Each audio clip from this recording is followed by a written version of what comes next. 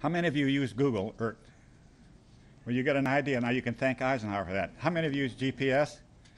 Okay, you can thank Eisenhower for that, because what happened was they designed the transit system. It was designed for the Polaris submarine. They had to go to a specific spot to launch their missiles. Now you can thank the GPS to Hubert Humphrey. You know, Hubert Humphrey was vice president. The vice president is the science advisor to the president.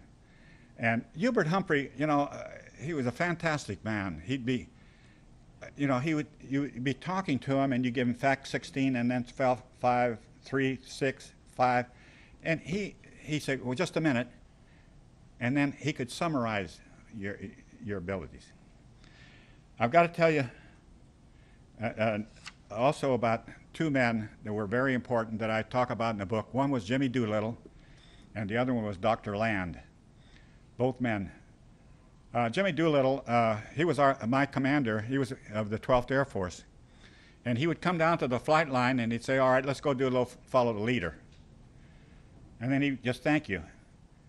And then after he was the President's Foreign Intelligence Advisory Board, then I would get him and I would show him what we were seeing on the photography. And then it realized Doolittle looked from the bottom up. The proficiency of the Air Force was an individual flight crew. The proficiency of the intelligence community was a photo interpreter. Next slide. That's the first object that was put into space and recovered, and it's down in the Smithsonian right now. Later, that's what would bring back a large can of film. And in one mission like that, we would get 3 million square miles of territory in the Soviet Union.